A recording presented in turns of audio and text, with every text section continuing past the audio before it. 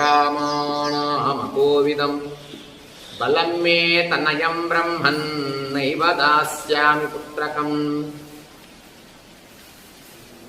ఓ విశ్వామిత్ర మహర్షి, బాలుడైన నా కుమారుడు దేవతలతో సమానమైన వాడయ్యా. చంటి హృదయం కలిగిన వాడు, యుద్ధ పరిచయం ఏమీ లేనివాడు, ఎప్పుడూ యుద్ధాలకు వెళ్ళలేదు. అంతేకాకుండా పున్నామ నరకం నుండి నన్ను ఉద్ధరించడం కోసం వచ్చిన వాడయ్యా ఈ రాముడు. ఏమైనా నీ అనుగ్రహం మాకు కావాలి కానీ నీ ఆగ్రహం వద్దు మహర్షి అన్నాడు. అంతేకాదు, నీకు నా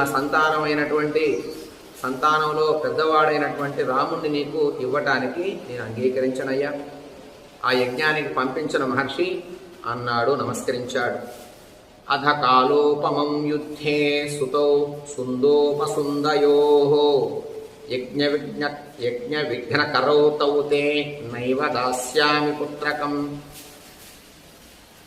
నీకు యజ్ఞ విఘ్నాన్ని చేసేటటువంటి ఆ సుందోపసుంద కుమారులు ఎవరైతే ఉన్నారో, మారీచి సుబాహువులు కదా వాళ్ళు, సుందోపసుందులు వారి కుమారులే మారీచి సుబాహువులు. యుద్ధంలో యముడి వంటి వాళ్ళయ్యే వాళ్ళు, చాలా ప్రమాదకారం. అందుచే నా కుమారుణ్ణి నీకు ఇవ్వను. సుందులే ప్రమాదకారులు, వారి కుమారులైనటువంటి మారీచ సుబాహువులు ఇంకా ప్రమాదకారు. అటువంటి వాళ్ళ దగ్గరికి నా రాముణ్ణి పంపిస్తే బ్రతకనిస్తారా వాళ్ళు?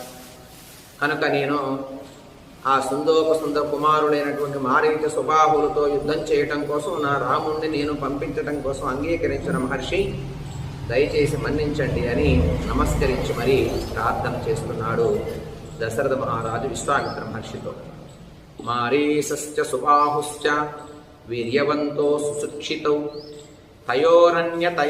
తయోరన్యతరేణాహం యోద్ధాస్యాం ససుహృద్గణః. మారీచ సుబాహువులు పరాక్రమవంతులే కాదయ్యా, వాళ్ళు మంచి నేర్పు కలిగినటువంటి వాళ్ళు మహర్షి. స్నేహితులతో కూడా నేను వారితో ఒకరితో కూడా యుద్ధం చేయలేను. నా సైన్యంతో వచ్చినా నేను నా సైన్యం అంతా కలిసి పోరాడినా వాళ్ళిద్దరిలో ఒక్కడితో కూడా యుద్ధం చేసి పోరాడి గెలవలేదు. అలాంటిది నా కుమారుణ్ణి వారిపైకి యుద్ధానికి వెళ్ళమంటే ఎలా వెళ్ళగలడయ్యా మహర్షి అన్నాడు దశరథ మహారాజు విశ్వామిత్ర మహర్షితో.